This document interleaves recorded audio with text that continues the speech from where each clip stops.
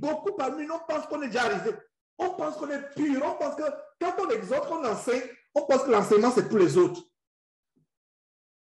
Quand j'enseigne, qu'est-ce que vous avez remarqué quand j'enseigne? Je m'inclus moi-même dans les enseignements. Je m'inclus dans les enseignements.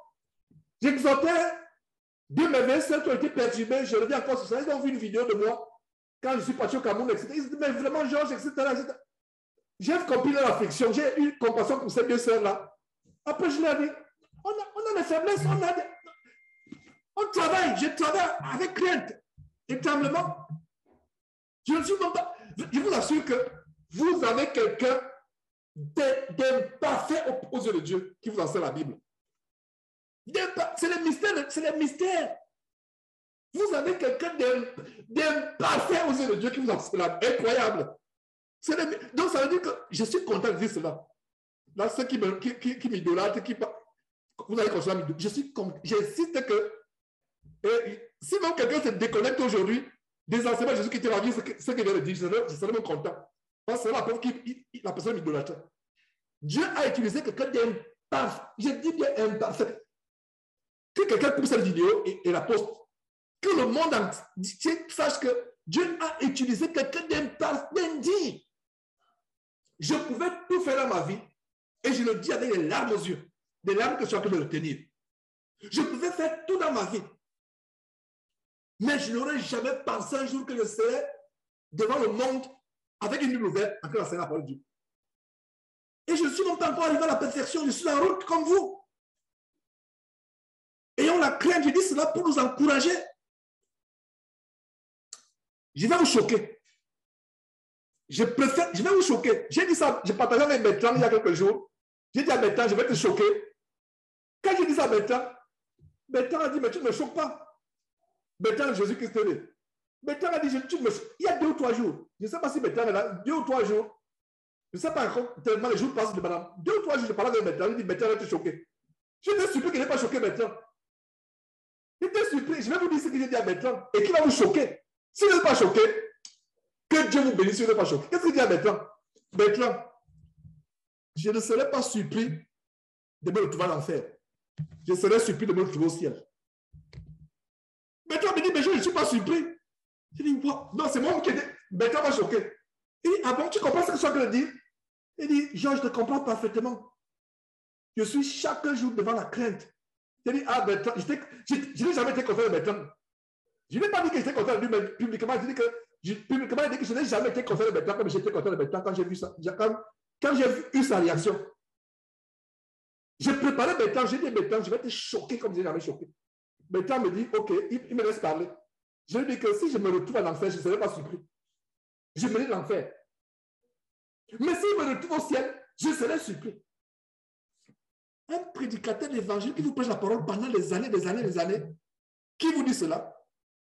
Frère, soeur, si tu te déconnectes aujourd'hui, tu ne reviens plus. Je t'ai compris. Je comprends que tu ne comprends pas encore la profondeur du mystère de ciel. Si quelqu'un est choqué par ce qu'il veut dire, levez la main, soyez honnête. Je ne vais pas vous en vouloir. Si quelqu'un, je ne vois pas de main levée, mais n'ayez pas peur de lever la main. Bertrand n'a pas été choqué. Bertrand, voilà. Voilà, il nous avait même la main, c'est ça? Il nous avait les choqués. Voilà. Voilà. Pélagie est choqué. Voilà, merci Pélagie, merci Marguerite, honnête, voilà, Thérèse est choquée. Voilà. Ça veut dire quoi? Vous qui avez été choqués. L'entrée au ciel est difficile. Et je suis content que vous avez été choqués parce que je vais vous exhorter que l'entrée au ciel est difficile. Oh là là. Avec l'explication, baissez la main pour vous qui avez levé la main. Ordonnez les gens, beaucoup d'ont levé la main étant choqués. Maintenant, baissez la main et je pose encore la question. Avec l'explication que je viens de vous donner, vous êtes encore choqués. Je reprends que l'entrée au ciel est difficile. Vous êtes encore choqués. Vous comprenez donc pourquoi j'ai dit à Bertrand. Bertrand n'a pas été choqué. Il dit, waouh, je n'ai jamais été content de Bertrand. Je ne lui ai pas dit ça, hein. On s'est séparés, mais Bertrand ne savait pas comment j'étais content de lui dans le cœur. Bertrand me dit, Georges, mais c'est exactement ce que je pense dans mon cœur tous les jours. Vous qui pensez que vous êtes déjà au ciel, vous serez surpris. Et le frère Modeste a enseigné sur une fois sauvé, sauvé pour toujours. Est-ce que vous voyez que, même inconsciemment, cet évangile est la ramification? si vous pensez que vous êtes déjà au ciel. Non, l'apôtre Paul lui-même, voilà. L'apôtre même Paul lui-même, dans Philippiens chapitre 3, verset 3, il dit que, à partir du verset 11, verset 12, jusqu'au verset, non, Philippiens chapitre 3, pardon, chapitre 3, à partir du verset 11 à 13 et suivant, il dit, je ne pense pas l'avoir reçu l'élection céleste, l'entrée au ciel. Mais je fais une chose, oubliant ce qui est en arrière, je me porte vers ce qui est, même l'apôtre Paul, je ne suis même pas votre frère Georges, les 1 milliardième de ce que l'apôtre Paul était. Moi, votre frère Georges. Je ne suis même pas les 1 milliardième de ce que l'apôtre Paul était. Alors, l'apôtre Paul, lui-même, il dit, et l'autre part, quelque part, l'apôtre Paul dit, je crois qu'en 1 Corinthiens chapitre 9, il traite durement son corps après, de peur de ne pas être rejeté après avoir prêché aux autres. Il prêche durement son corps. Je vous cite en passant 1 Corinthiens chapitre 9, verset 26 à 27. L'apôtre Paul dit quoi? Moi, dans l'apôtre Paul, je cours non pas combattant, je cours non pas comme à l'aventure, je frappe non pas combattant l'air, verset 27, mais je traite durement mon corps. Je traite durement mon corps et je le tiens comment? Assujetti, de peur d'être moi-même rejeté après avoir prêché aux autres. Oh, ma soeur qui a levé la main. Oh, mon frère qui a levé la main tout à l'heure. Oh, mes frères et soeurs qui avaient eu peur de lever la main. Il y a eu certains qui ont eu peur de lever la main. Je les connais. Je dis que non. Je suis choqué de ne pas lever la main. Donc, mon frère qui a eu peur de lever la main, ma soeur qui a eu peur de lever la main, regarde l'apôtre Paul. Votre frère Georges n'aime même pas. Je ne suis même pas les 0,0000001 pour milliard de ce que l'apôtre Paul était. Mais cependant, le grand apôtre Paul, regardez ce qu'il était. Quelqu'un vient de poser une question. Franck dit ceci, j'ai une préoccupation, Georges. Et s'il vous plaît, limitez le clavier, mais c'est un sujet sensible que j'évoque pour que vous compreniez. En fait, vous serez bénis en comprenant l'exhortation qui sort de ce qui apparemment vous scandalise. Vous allez rendre grâce à Dieu. Alors, Franck dit ceci, j'ai une préoccupation à t'entendre dire que tu te considères pas comme étant supérieur aux homosexuels et aux escrocs. Et pourquoi t'es-tu séparé du Congolais nommé par celui qui t'a... Voilà. Ça, tu n'as pas compris. Je suis vraiment surpris que tu ne comprends pas, Franck. Ça, c'est... C'est pas parce que nous sommes maintenant... Nous pensons être inférieurs qu'on va maintenant manger avec les homosexuels, manger avec... La Bible dit ôtez le méchant de vous. Mais en même temps, il y a une nuance. Il y a une nuance à savoir que en même temps que nous éloignons du mal, nous ôtons la fausseté du milieu de nous. Nous ôtons le mal du milieu de nous. Sans que s'il y a une véritable repentance, et s'il y a une véritable repentance, les bras sont ouverts. Mais dans le cas, à l'espèce, il n'y a pas eu de véritable repentance. Il n'y a jamais eu. Sauf si, Franck, tu peux me montrer les preuves de sa repentance. Si tu me montres les preuves de sa repentance, ok. Alors, s'il y a les preuves de la repentance de quelqu'un parmi nous, il s'agit maintenant de la communion. Parce que la question que Franck pose, c'est une question qui est un peu hors sujet par rapport à ce qu'il dit. S'il y a quelqu'un qui se repent, nous aujourd'hui, nous sommes ensemble parce qu'on s'est repenti. Et nous sommes ensemble, on persévère. Maintenant, il ne s'agit pas, parce que j'ai dit cela, de m'associer aux homosexuels, de considérer ce qu'ils sont en train de faire. Non, je parle de l'attitude mentale de chacun de nous. Je parle par rapport à l'orgueil de beaucoup de chrétiens.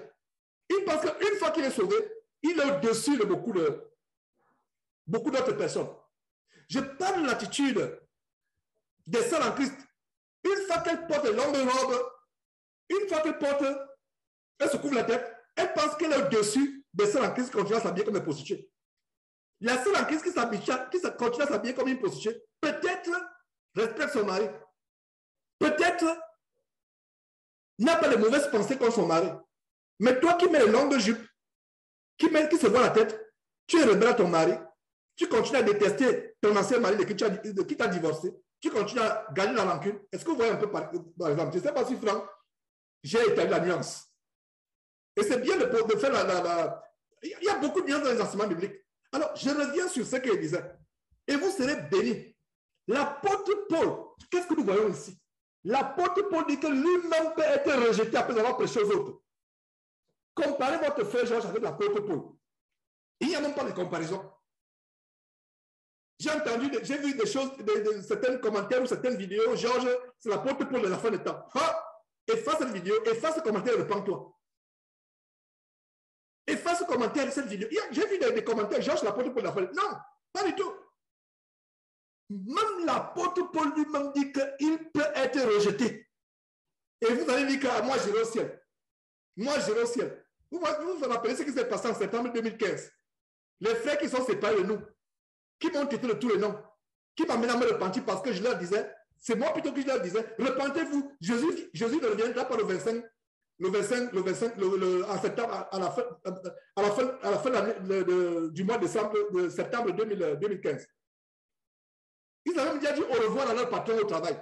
Cet avait déjà écrit une lettre à leur famille que papa, maman, patron, chef, au revoir, je vais au ciel. Dans quelques jours, Jésus revient, je vais au ciel. Nous voici. Jésus est revenu, non. Et c'était où il a le dire que Jésus est revenu de manière invisible. Il a pris quelques-uns, il va encore revenir, deuxième enlèvement. Vous voyez comment il s'égare, il s'enfonce encore de plus belle. Est-ce que maintenant, ayant expliqué pourquoi, ayant expliqué ce qui vous a scandalisé, ayant expliqué ce que j'ai dit à Bertrand qui ne l'a pas scandalisé, qui a pas scandalisé, ayant expliqué. Levez la main, qui est scandalisé? Soyez honnêtes, si vous êtes toujours scandalisé, je vais continuer à expliquer. Voilà. Augustin est toujours scandalisé. J'ai dit ceci. L'entrée au ciel est difficile. L'entrée au ciel n'est pas facile. Si quelqu'un vous enseigne que l'entrée au ciel, c'est d'abord la grâce. Ce n'est pas pour vous, c'est pas vous. C'est de la grâce. Mais cette grâce-là ne signifie pas qu'on ne fait pas les efforts. L'entrée au ciel, c'est le plus grand miracle des miracles. Mais qu'est-ce que nous avons aujourd'hui? Nous avons un passeport qui nous amène au ciel. Beaucoup n'ont pas ce passeport, mais vous et moi aujourd'hui, nous avons ce passeport. Amen. Augustin, c'est clair. Nous avons ce passeport en main. On a. Moi, je l'ai. Vous l'avez. Quand vous avez le passeport et vous arrivez à l'aéroport en retard, vous n'avez pas l'avion. Donc, vous allez arriver en retard. S'il y a des choses dans votre bagage qui ne sont pas dans votre corps ou bien dans vos valises, vous ne voulez pas vous débarrasser de cela, on va vous mettre dans l'avion. Non, on ne va pas. Pourtant, tu as le passeport. Vous et moi, la bonne nouvelle, c'est que nous avons tous le passeport. Nous avons tous le passeport pour aller au ciel. C'est ça la bonne nouvelle. Nous sommes en route au ciel. Et c'est ce qui me rend de joie. Vous voyez, subitement, il y a la joie. Je suis en joie. Parce que je suis conscient que j'ai le passeport pour aller au ciel. Je suis en Christ et j'ai le passeport pour aller au ciel. Mais, ça ne veut dire pas que je suis déjà au ciel. Parce que les Écritures, quand je les examine, on vient de voir ce verset qui dit que l'homme est méchant. C'est pour ça que des fois nous prions que Seigneur, montre-moi les péchés enfuis dans mon cœur que je ne connais pas. Il y a une rancœur dans ton cœur que tu ne sais même pas que tu avais dans ton cœur contre quelqu'un. Et cette rancœur va te fermer la porte du ciel. Augustin, ça commence à être clair. Voilà. En fait, Dieu soit loué pour cet enseignement d'aujourd'hui. Parce qu'on entend profondément les mystères. Parce que ce n'est pas le superficiel. Et ça cultive la crainte. Une fois que vous avez suivi cet enseignement ne vous encourage pas vraiment à avoir plus crainte de Dieu, à faire plus des efforts. Oui. Et j'ai dit à Bertrand que je ne suis pas prêt à dire cela publiquement, ce qui va être dit en privé. Mais Bertrand est choqué de ce que, moins d'une semaine après, je le dis publiquement. Parce que Dieu a voulu que je dise publiquement ce que j'ai dit à Bertrand en privé. Et ça vous choque. J'expliquais, Augustin a levé la main disant que je suis choqué. J'explique encore ceci. Nous avons tout le passeport. On est en route vers le ciel. Mais cela ne veut dire pas que quand tu as le passeport, Jésus qui c'est le passeport pour le ciel. Amen. C'est le passeport, nous l'avons. Certains n'ont pas. Il y a des gens dans les fausses églises, les Cassano et autres là, ils n'ont même pas le passeport. Mais vous qui êtes réunis dimanche ici avec moi, je connais quelques-uns parmi vous. Je suis persuadé que nous avons ce passeport. Si vous n'avez pas ce passeport, vous ne serez même pas réunis ici ce matin. Maintenant, avec ce passeport, Il y a certains bagages en nous qui ne seront pas admis au ciel.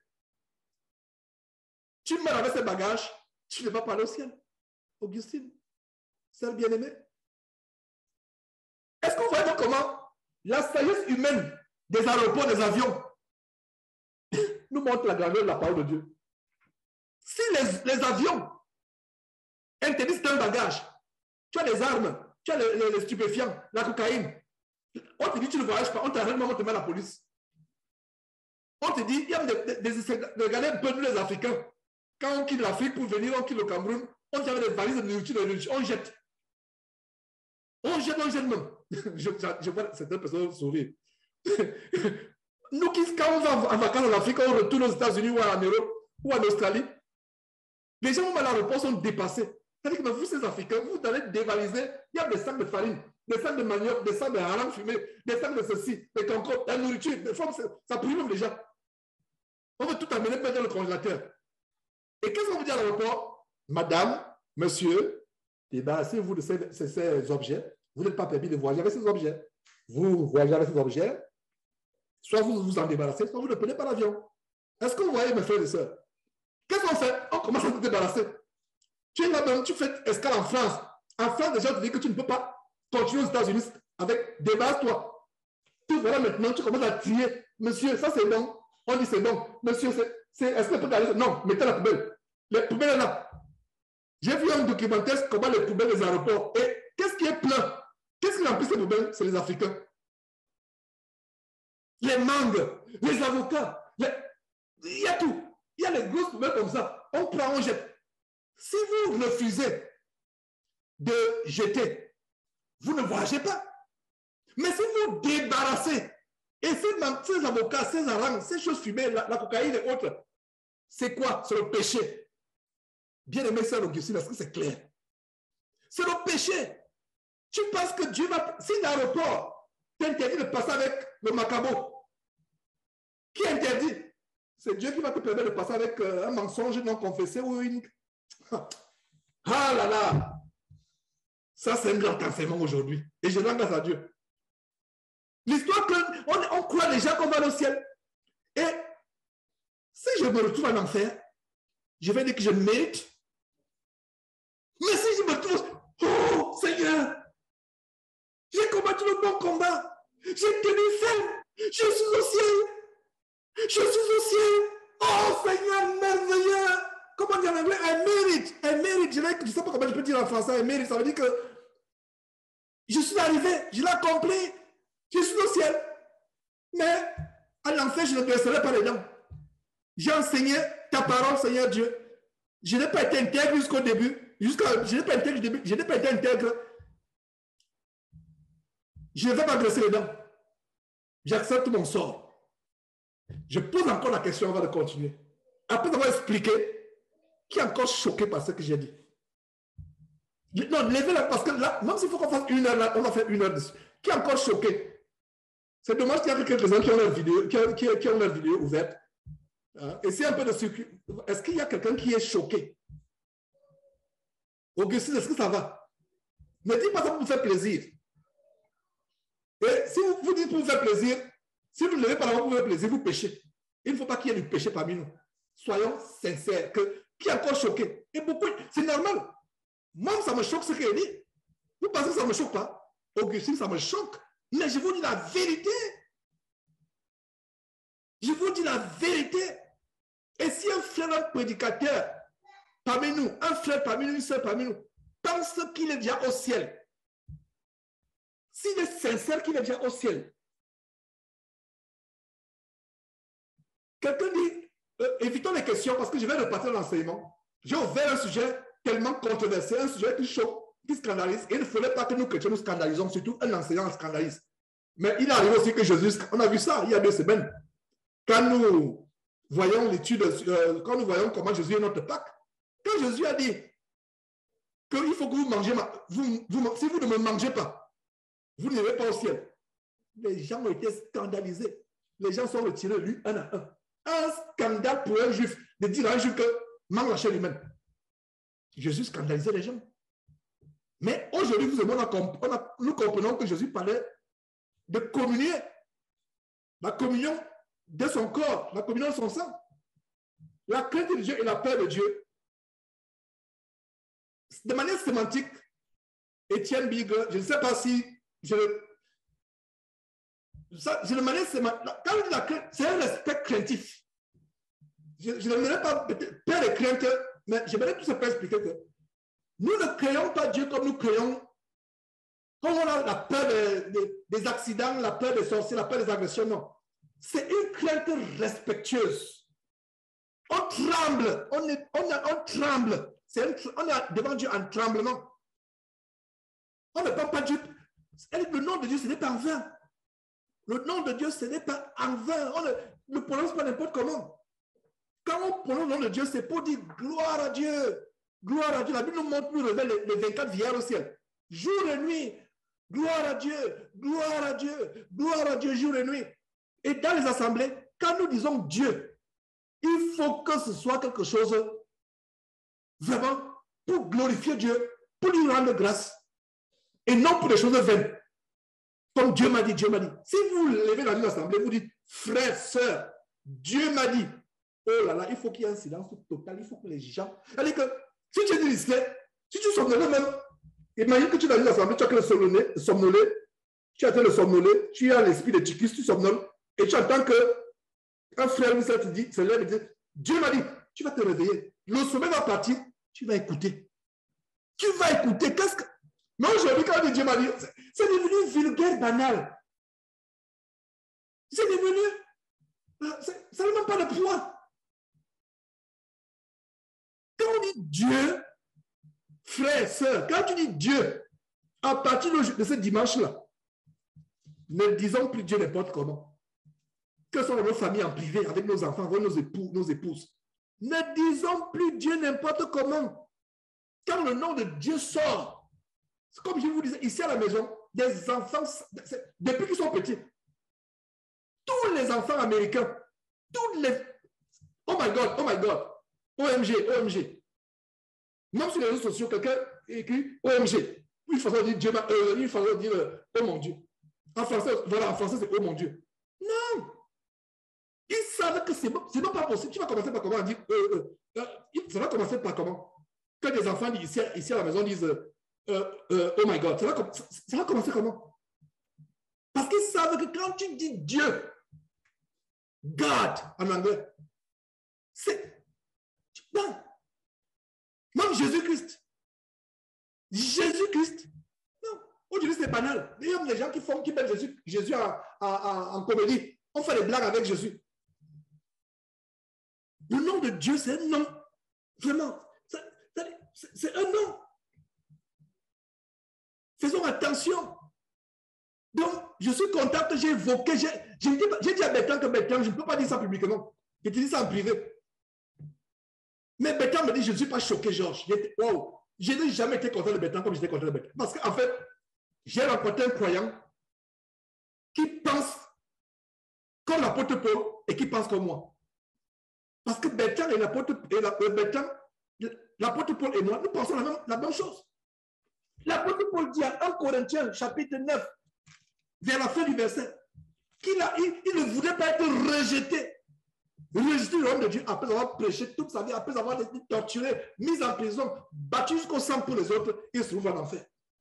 Regardez la nuit blanche qu'il y a eu pour que je prêche aujourd'hui.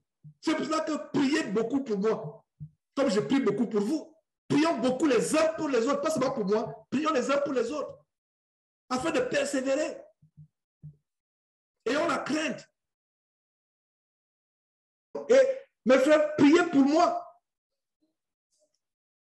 Je sais que certains ont été choqués par rapport à ma confession. Mais quand je suis entré en profondeur, en vous montrant l'apôtre Paul, en vous montrant que notre salut, nous devons le prendre, nous devons travailler notre salut avec crainte et tremblement. Nous avons le passeport en main. Rends grâce à Dieu, tu as le passeport en main. Moi, mon passeport est là. On ne voit pas, ce n'est pas un passeport physique. Mais je l'ai. Que Dieu ne permette pas, que Dieu me donne la force de garder mon passeport. Parce que si tu prends le passeport, quel aéroport va te faire dans quel avion? Quelle compagnie aérienne va te laisser entrer dans l'avion sans passeport. Si une compagnie ne va pas te laisser passer, entrer dans l'avion sans passeport, c'est Dieu qui va te laisser entrer au ciel sans ton passeport, n'est-ce pas? Non. Deuxième chose, aucune compagnie sérieuse, tu viens avec le manioc qui commence à pourrir, qui sent mauvais. On te dit, madame, tu peux entrer avec le manioc là, c'est possible, mais comme il sent, soit tu le jettes, soit tu n'entres pas dans l'avion. Qui parmi nous va jeter tu vas jeter le manioc en graissant les dents, n'est-ce pas? Et une fois à l'aéroport, justement, il y avait une Nigérienne à côté de moi. Je ne sais pas si c'était une Nigérienne, mais par l'accent. On lui a dit de se débarrasser des choses. Il a dit vraiment, me débarrasser. Donc, on a commencé à manger. À manger, elle a dit que vraiment, je mange ce que vous mangez. Et le reste, c'était une scène amusante. On a commencé à manger, il dit non, vraiment, tout ça. Et nous, les Africains. Et nous-mêmes, conformément, quand nous sommes retrouvés aux États-Unis, c'est comme si on a dévalisé le Cameroun. On a mis les ingrédients qui existent encore jusqu'aujourd'hui, 7 ans après. Donc, ça vous dit combien de valises on a fait? C'est-à-dire que les gens à l'aéroport, ils nous regardaient comme ça, ils disaient, papa, ça, c'est pas vrai ça. On disait, mais comprenez, ça fait longtemps. We went back to the motherland. Je dis, nous sommes rentrés à notre terre d'origine, comme ils disent ici, motherland. Nous sommes rentrés à notre terre, donc il y a les ingrédients dont ils ont jeté. Les corosols, les avocats, ils ont jeté. Mais je ne sais pas comment Confortable bien gardé le bateau de manioc là. Contactez-le pour le secret. Je me rappelle qu'avait mis le papier aluminium, etc. Donc, contactez votre soeur pour le secret. Si vous voulez voyager, apportez les valises comme nous. Et donc, donner le secret. Les bateaux de manioc sont arrivés, ça peut-être 3 voire 6 mois. Dans un grand congélateur, on a tout mis. Vous voyez, mes frères, nous ne sommes pas seulement là pour la porte, nous avons aussi des besoins physiques. C'est pour ça que les seuls en Christ, appelez-vous de temps en temps. Pas pour faire le Congo-ça, pas pour faire les commérages, mais pour vous édifier. Donc, elle avait bien emballé. Il y a les choses qu'on a achetées. On n'a même pas beaucoup acheté. On a acheté seulement le corosol. Mais je ne sais pas comment le manioc a traversé. Ça a traversé. Elle a mis dans les papiers, elle a mis une fibre, elle a acheté bien emballé. On dit c'est quoi? Elle dit non, c'est le African cakes. Elle dit c'est les gâteaux africains, etc. Il y a je ne sais pas, tout ce qu'elle a donné. Bref, mes frères, donc, vous ne pouvez pas... Je pense cet exemple pour vous montrer que même l'aéroport, est-ce qu'on peut comparer l'aéroport et le royaume de Dieu? C'est seulement une blasphème de comparer, n'est-ce pas? Mais à l'aéroport, vous avez votre passeport, vous entrez. Si vous prenez votre passeport, ce n'est même pas possible. Vous n'avez pas traversé l'immigration de la police sans votre passeport. Maintenant, vous pouvez avoir votre passeport, mais il y a des choses dans vos valises qui trouvent sales. Comme le poisson séché qui pourrit déjà. Comme le manioc qui pourrit déjà. Ils vont vous dire, soit vous débarrassez de ça, vous avez pourtant votre passeport, n'est-ce pas? Malgré le fait que vous avez votre passeport, ils vont vous dire qu'il y a des choses sales qui peuvent aller dans l'avion, qui vont sentir, qui vont faire, qui vont... Et comme les Occidentaux sont tellement craintifs par rapport à la contamination, ils disent que ça peut contaminer, il y a même un virus. Surtout quand vous venez d'une partie de la Terre. Ils pensent que tous les virus sont dans un seul continent. Pourtant, quand il y a eu la peste du dragon, combien sont morts en Afrique? Presque pas. Donc les morts, c'était les morts inventés. Tu as la tuberculose, on dit que c'est justement pour avoir les subventions internationales. Il n'y a même pas presque pas eu de morts. Dans quel pays il y a peut-être 1000? Dans tel autre pays, et même sur les 1000 là. Est-ce que vous saviez, bref, je ne veux pas, on va peut-être dire que je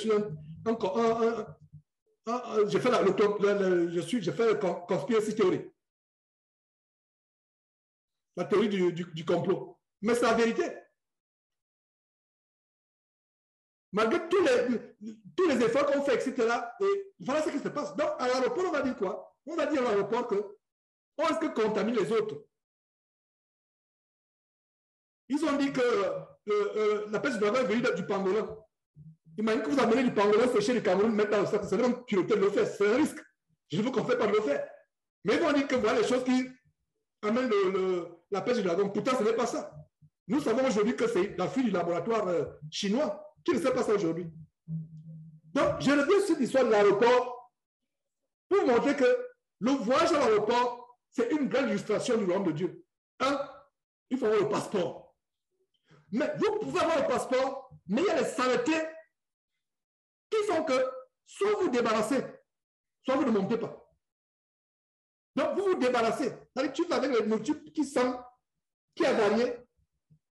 On dit, monsieur, jetez à la poubelle, soit vous ne montez pas dans l'avion. Tu ne jettes pas, tu ne montes pas dans l'avion. Même chose avec nous. S'il y a les saletés dans notre corps, dont on ne se débarrasse pas de maintenant, on n'entrera pas au ciel. Donc, bien aimé Sœur Augustine, tu comprends pourquoi j'ai donné cette déclaration qui était choquante. Je l'ai expliqué en détail. C'est-à-dire que s'il y a une petite saleté, tu ne vas pas au ciel. Et c'est pour cela qu'à partir d'aujourd'hui, notre prière, c'est quoi? Notre prière, c'est que Dieu, notre cœur est tellement tordu, on ne connaît pas notre cœur. On ne connaît pas notre cœur.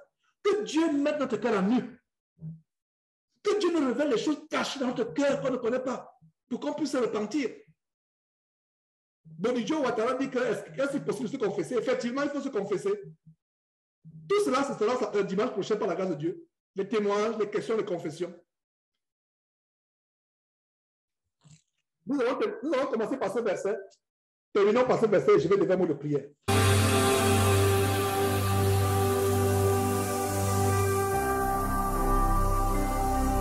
Jésus-Christ TV, vous connaîtrez la vérité et la vérité vous affranchira.